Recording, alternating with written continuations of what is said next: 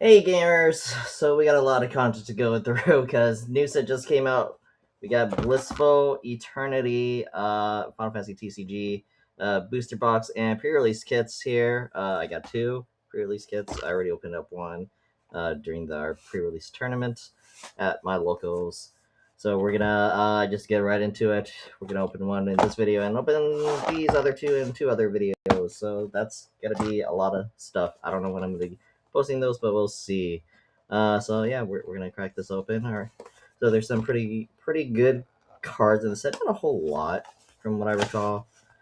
This Titus was really good. I pulled the legendary foil, not the full art. I don't know if there is a full art, but there probably is.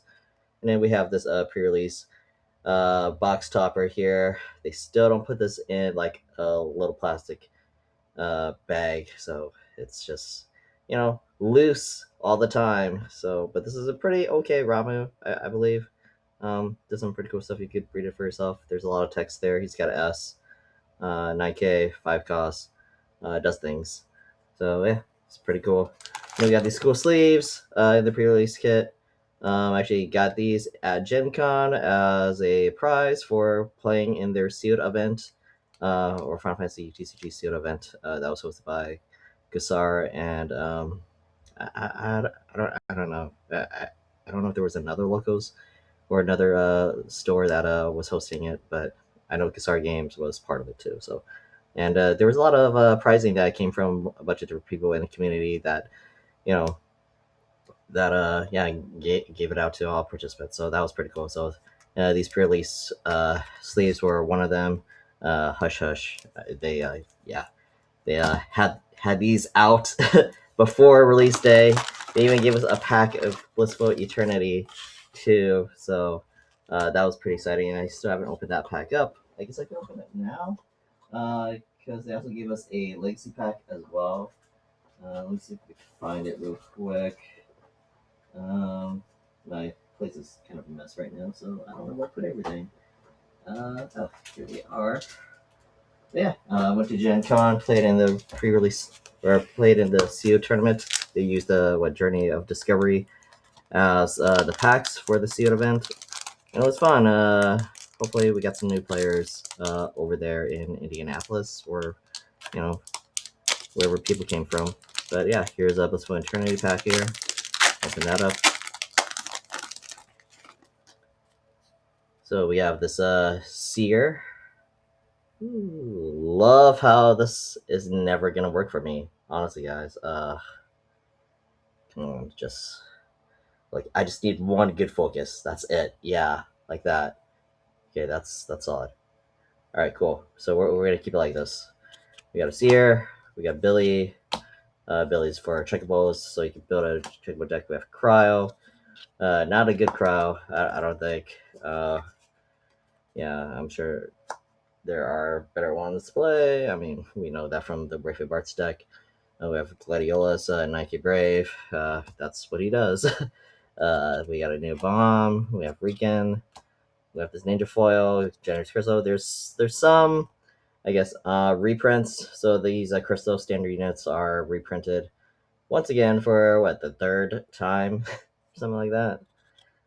So yeah, we have those in here, and we have some reprint icons for Ifrit 16 and Shiva 16. We have a new arc. We have this Omega weapon. I'm excited for this. I'm gonna see how I can utilize this in a water lightning deck, or maybe mono lightning deck, or maybe try to build a weapons deck. We'll see. We'll see.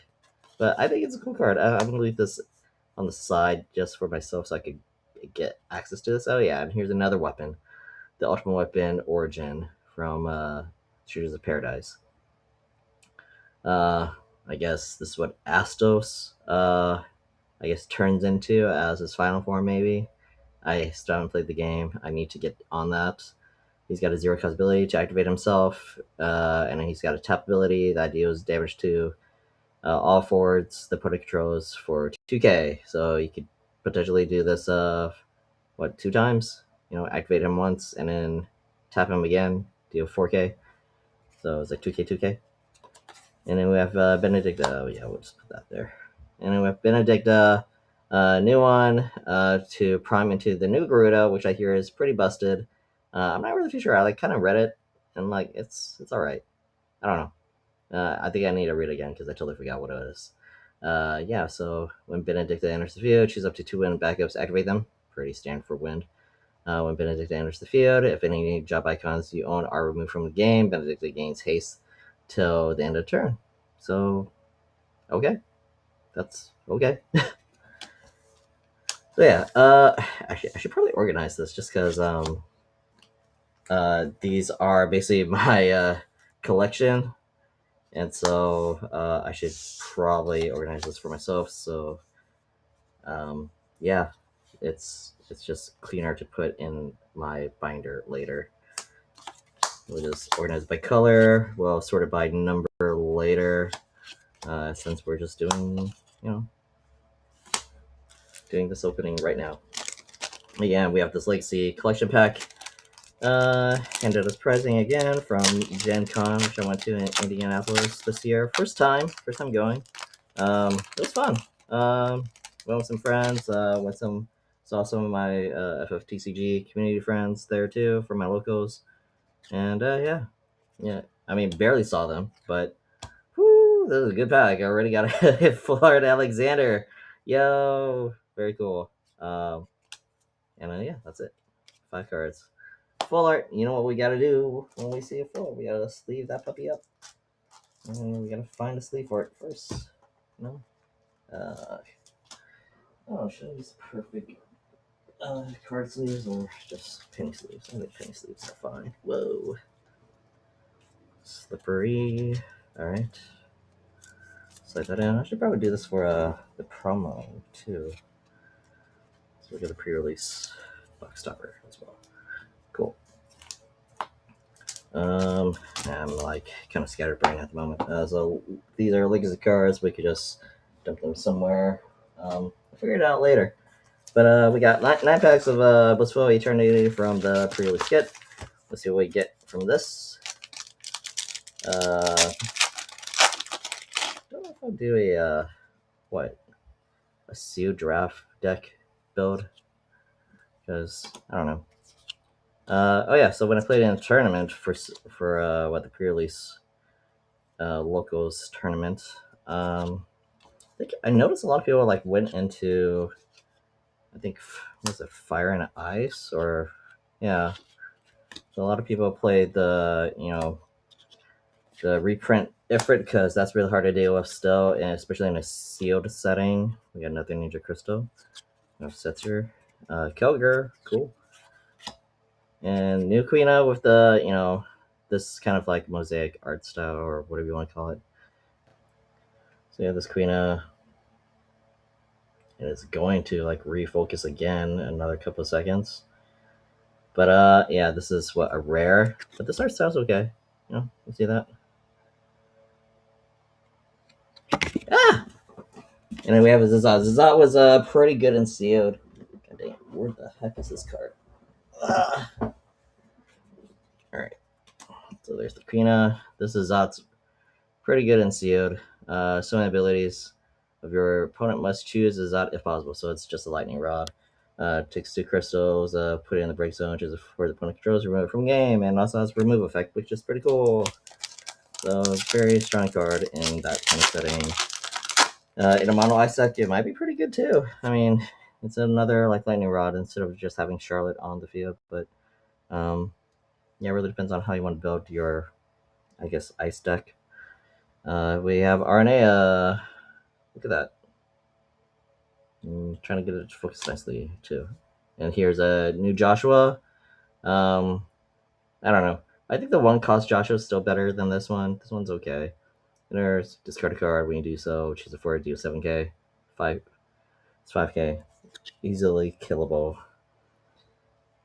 And the fact that it has an on entry auto makes it easy to kill before you get to even prime him. So not great. Cecil's okay. Cryo again. We have this gargoyle. This is pretty cool art. And Ferris, I kind of like this Ferris a lot. I mean, yeah. Fares enters the field, chooses a fire or water forward of cost 2 or less in your break zone, played onto the field. Guess who's a 2 cost of this set? You know it's Lena. And then we have Elmira, this Air's mother. Basically, it's what you would expect. She searches for air and add it to your hand. And then you could tap, pay 1 wind, choose air that you control. It can't be chosen by abilities. So protects Aerith. Which I don't know if you really care in with any of the Aeriths that have been printed out. We have another Alexander. Choose up to 3/4. Put controls. Do them 5K. I mean, it's all right. It's not terrible. It feels pretty balanced of a card. And we have this new Torgo, the adorable, like baby Torgo. He's also a lightning rod. He's like, it's like if you're not very sentimental to this card, you could easily just kill it, no problem. It's a 5K. Otherwise, like, I don't know, you're a cruel person if you do target it. But hey, that's what we do in this game. Also, it's dumb that they haven't printed out a prime or a prime effect of Torgo yet. So we want to see that Fenrir. Come on, guys. Then we have a Sidolphus primes into the Ramu, our box topper Ramu here, and it's kind of funny how like this is just like a zoomed in version of the Ramu that's zoomed out. Come on, refocus, buddy. I want to make sure you guys focus. I want you guys to see the cards because they're really nice, and this game doesn't want me to. Please, I'm trying to make this quick. Okay, you know what? I'm sorry, guys. Yeah, so we have Sidolphus. When Sidolphus or a character you control is priming, choose a lightning summon in your break zone, add it to your hand. And yeah. So it's okay, you get a lightning summon back. And this Ramu, just since we have it out already, Ramu enters the field. When enters the field, or when Sidolphus primes into Ramu, you may discard a summon or a job icon. When you do so, review the top 2 cards of your deck, add all the lightning cards and category 14 cards among them to your hand, and put the rest into your break zone. So I think you just want to play mono lightning with these cards. Yeah, and then his special is choose 2 forwards, deal them 5K that your opponent controls. And then here's our reprint Shiva 16. Nothing too exciting with this one. And the Great Marlboro. If you control 5 or more backups, there majority of the monsters in the set in every color has this, where you gotta have 5 or more backups, and they become a forward like that. Otherwise, you just do their on-entry effect.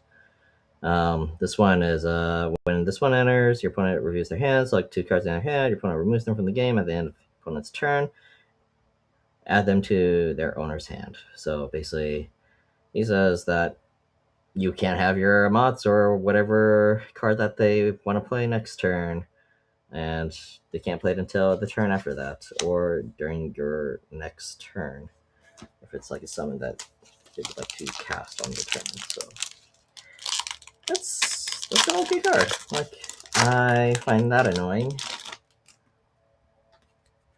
Alright, we have this Goblin. We have this Dragoon Crystal reprint. We have this Clive, new Clive. You see this? This goes with the, reprint Ifrit 16, the 6 costs Ifrit. And cost 4 to prime. That's kind of crazy. Like, you pay 3 for this, and then you pay 4 to prime it to a 6 cost. You're overpaying, essentially, to prime just to get this, like, Ifrit can't be damaged by things that deal damage, basically. Or damage goes to 0.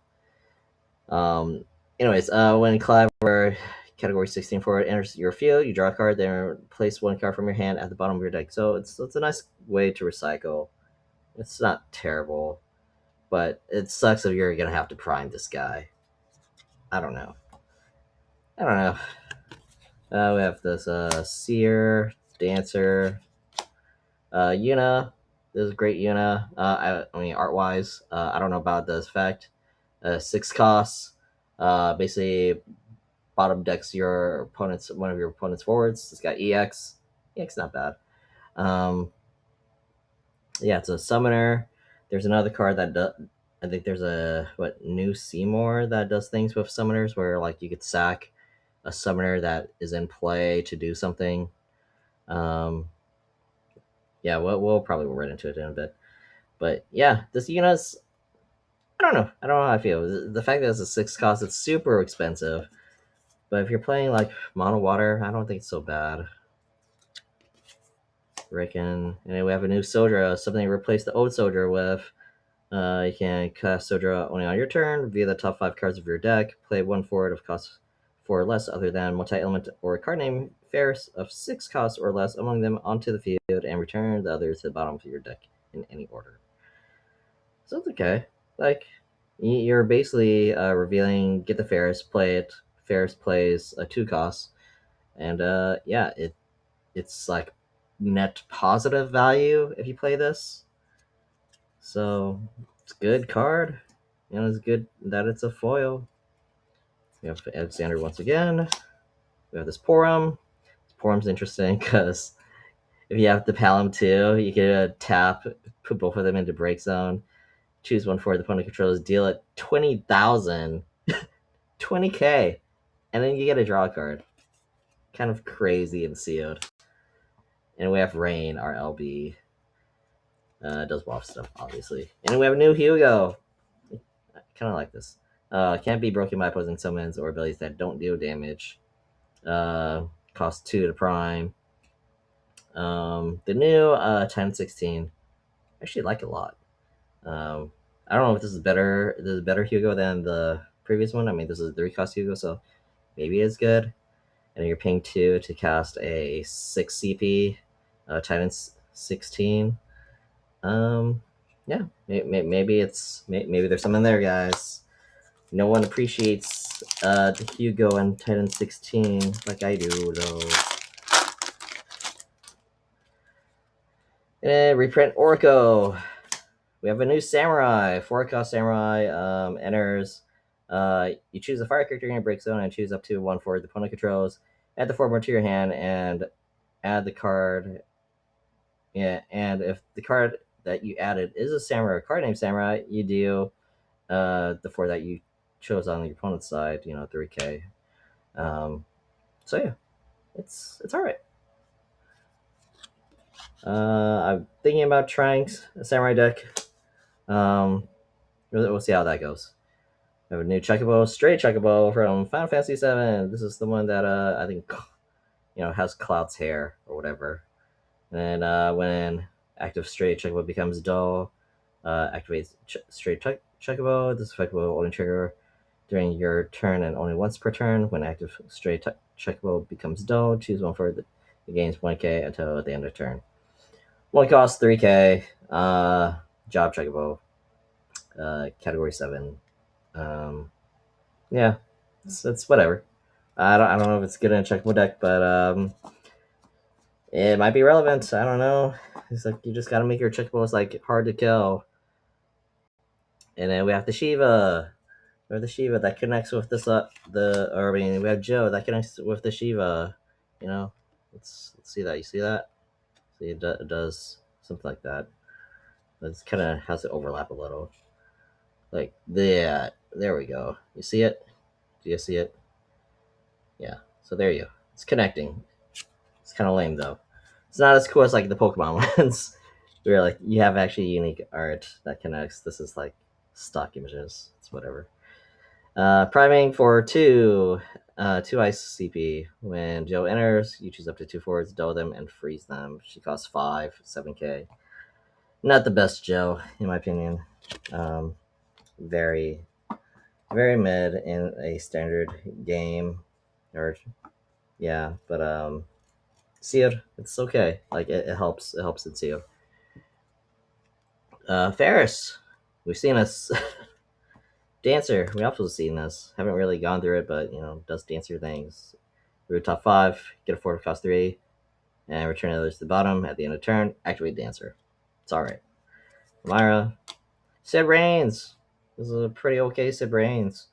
When your opponent discards one card or more due to your summon's abilities, choose a character, dull it, and freeze it. Damage 3, enters the field. Your opponent discards a card, so play this guy in damage 3. You get all that. And then if you do the S, your opponent discards a card. Yeah, so I was thinking about this card. Kind of reminds me of Weiss a little. But with Weiss, you need the Nero. And so this, you don't need it, but you have to wait till damage 3 to get its effect. Otherwise, you find another way to make your opponent discard. It's not once per turn, which is crazy. So just like play Seymour, play Yunalesca, discard basically 2 cards, don't freeze 2 characters, and along with probably Seymour, you're discarding another 2 characters. And play a lock, you're don't freezing another character. Yeah, a lot of don't freezing, a lot of discarding effects. It's kind of nuts. Mono Ice, too good. I don't know if it's good enough to play in like any LQs or Material Cups yet, but it's worth trying out for fun. Okay, so we have this Legend Vincent. The more I read this card, the more interesting it is. When Vincent enters the field, reveal the top 2 cards of your deck, add a category 7 among them to your hand, and put the rest to the bottom or to the break zone. At the beginning of the attack phase, during each return, select one of the 2 until end of turn. Vincent gains 3k and Brave, or you could choose 1 for it and deal 6k to it. So it's every time during the attack phase, 3 cost, 8k. Above curve, does cool things, possibly get a card back. Actually, you will get a card back if you're playing a Cat 7 deck. Worth trying out, I would say, in a Mono Earth Cat 7 deck or Fire Earth Cat 7. Now you could possibly do even like Wind Earth Cat 7. Yeah, so maybe there's something here with this card. We've been playtesting it out in some deck that you may enjoy. We have Omega Weapon again, real good. Oh yeah, I was gonna put him aside. Well, put him aside again. And we have Windrake. I saw this card in play during our pre-release event, and yeah, it's an annoying little card. It's an annoying little card. Sorry, there we go. I want you guys to see the art on this one because I think it's pretty clean. But yeah, it's good. There's a field. Choose a character and breaks over from game. When Windrake leaves the field, get that card back into your hand and replay it. So you want this Windrake to die. Astos. Choose or when Astos enters the field, choose a card the opponent controls, dull it or freeze it. Not bad for a 2 cost. It's a 5k. When he's put in the break zone, search for another card named Astos and play it onto the field. Oh, that's really annoying. You're gonna get something dull frozen each time. So I guess play against that carefully. Seems really annoying of a card. All right, RNA. We saw this. Maybe we saw Joshua. Cecil's okay in sealed. Playing 5 costs. You draw a card or play a 2 cost from your hand onto the field. Okay. Cryo. Okay. Goblin is okay. Chaos. I don't like this card. It's not good. Like say you play this, right? You play this. Your opponent selects one of the 2 effects, right? And then they're never gonna choose to discard 3. They're gonna select up to 2 forwards they control. So if they don't have any forwards, don't play this card. Wait till they have forwards. Then you'll get your value, and then they have to select as many as possible for that to put in the break zone. But yeah, I don't know. It's they're never gonna choose to discard 3. They're gonna stack their forwards, and they're gonna play things, you know, unless because like it's better to have cards in hand that your opponents don't really know what's in it and do the things that are in your hand. I mean, yeah, they get rid of tier four. It's no biggie. It's just I don't know. I don't know. I mean, I can see being good. I understand. I understand it being good, but you know, we have Mai. She's a card. Setzer. This Mugo or this Mog 6. New Mog 6. Target for Axstar. It's a warrior. Play off of Tybus. I've been told to try this guy out in a warrior's deck. Choose a forward. If you control four or more forwards, break it. Not really too thrilled about that requirement. Because I think usually when you're playing warriors, you're kind of around the 2 to 3 forwards area, not really 4 or more. You can be there, you know. Play Tyvis. Play Tyvis. Play Leo. Draw. Use Tyvis's ability. 0 Axstar. Play the Smog off of the Axstar. Then you have 4. But yeah, I think it checks it on resolution. So if they kill one of your forwards, then you're at 3, and then you don't get the effect. Yeah, it's on. Yeah, it's on resolution because I think those are like kind of 2 things. So enters, you choose a dual forward, and if you control 4 or more forwards, so basically, you know, if you still have 4 or more forwards, then you can break something. And then when a forward the opponent controls is put from the field into break zone, your opponent discards 1 card. This effect will trigger during your turn only once per turn. So, sure. If you're doing, I think you have to play a fire ice build with this one. Because you want room to play locks and Seymours, and you could get the trigger off of lock with this guy. And Seymour's just more discarding, so might be a fire ice build instead of doing tricolor or fire water. Orin, I think that's pretty good if you're playing the new like legendary Titus. This guy here. So I would highly recommend playing this card and putting it in your LB deck. If we can read him, that'd be sick. I would love it if we could read this guy. There we go. Let it break 1 if you control a category 10 forward other than Orin, and he gains 2k in Brave, so he becomes a 10k with Brave. Give him haste or something. He's cheap to play too. It's like 4-1, like 4 CP, 1 LB. Yeah, he's aight. Phoenix, reprint Phoenix. Forgot this was another reprint. Goes with the Joshua. Let's do the connection.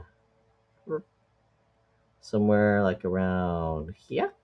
Oh, it's not even like connect. It's not even like the right size too. This one's a bit zoomed in, but you get the idea. They're connected ish. Phoenix. You review top 4, get 2 fire cards. Cool. Good card. Not saying it's bad. Just not good with this Joshua.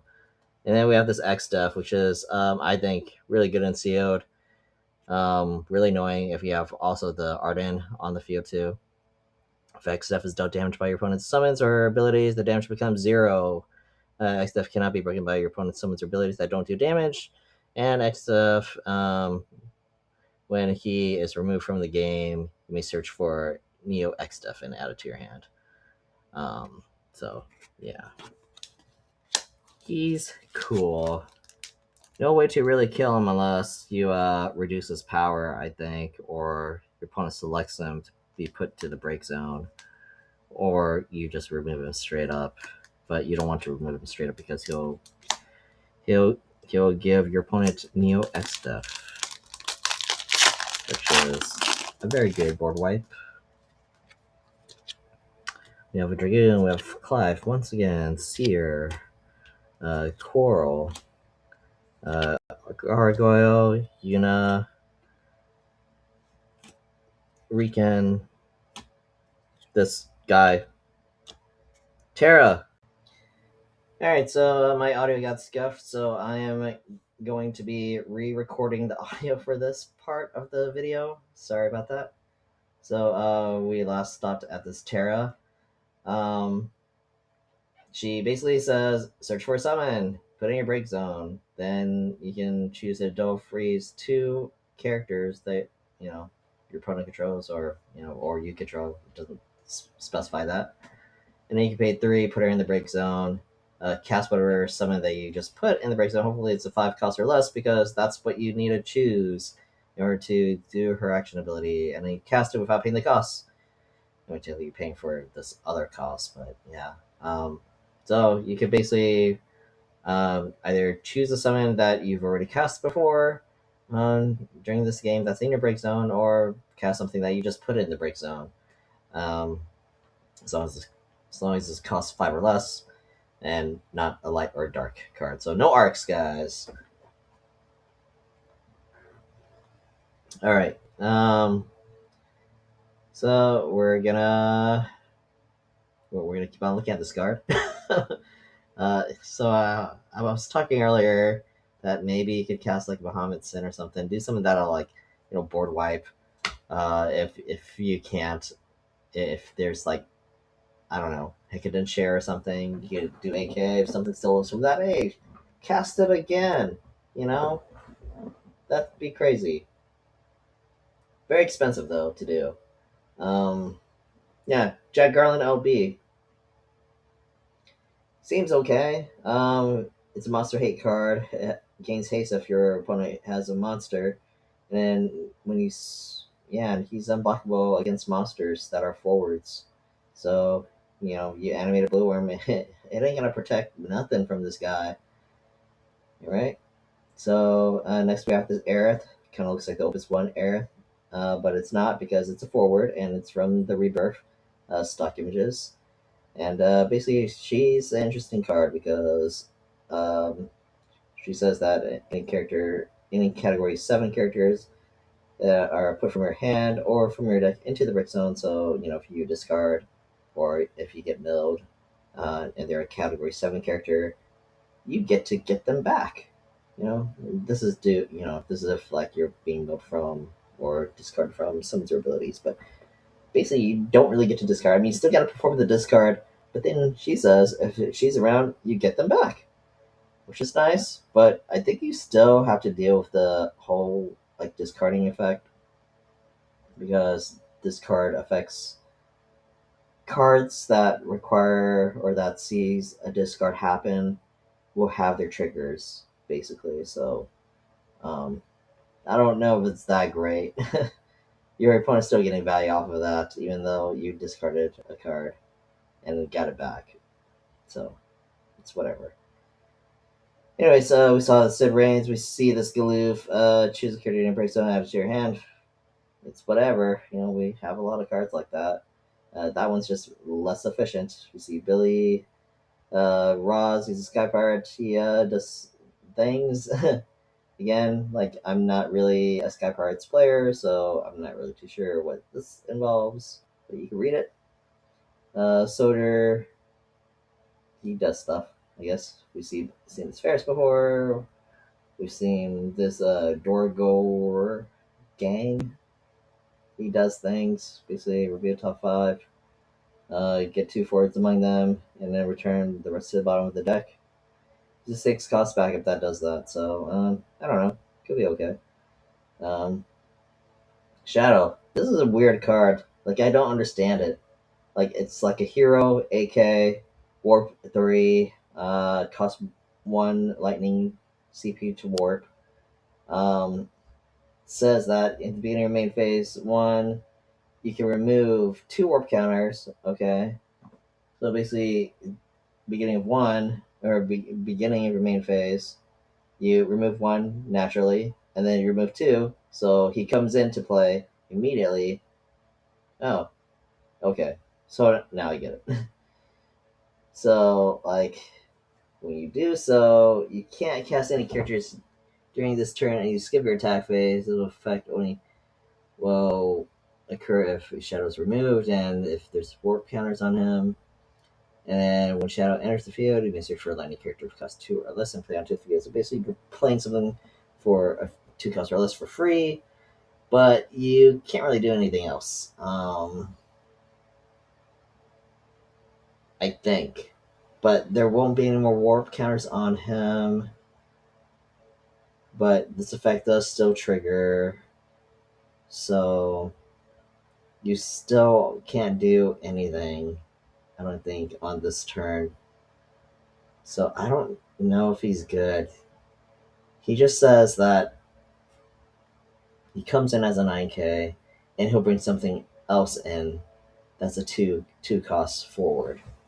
Or character, I think. I I think he's good as an early play, probably. Yeah, I think he's intended for early game. So, helps you set up, I suppose, and gets you 9k body for cheap. Yeah. Anyways, Barnabas. He's in lightning. You could like remove 3 category 16 characters to reduce his costs, and then he warps 2. Or he primes for 2 lightning CP. And then we have Wall here. He is okay at best, Enters, draws 1, discard 1. Yeah. And then has a crystal payment to draw you another card. So, yeah. It's whatever.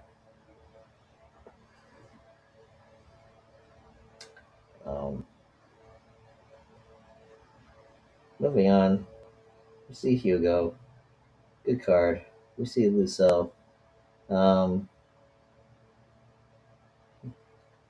It's a checkable card. You can tap a checkable to make her an AK power. She draws you a card if you control 3 checkables on the field or card name checkables. 2 costs. It's whatever. You can't ping her unless you over ping her, because she'll become an AK.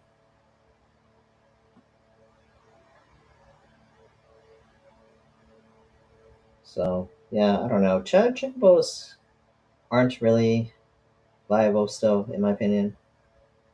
So we have Samurai Crystal reprint. We have this Onion Knight. He's okay body and sealed.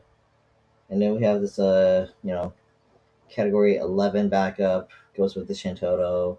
Koru Moru, he's a mage. We'll get into that in a second. Basically, he's a good backup to be playing in a Ice Lightning deck with mages. So focusing around Shintoto. We see this Beastmaster card. Does things with monsters. I think it breaks it or something. I don't know. It's kind of hard to read. It's blurry.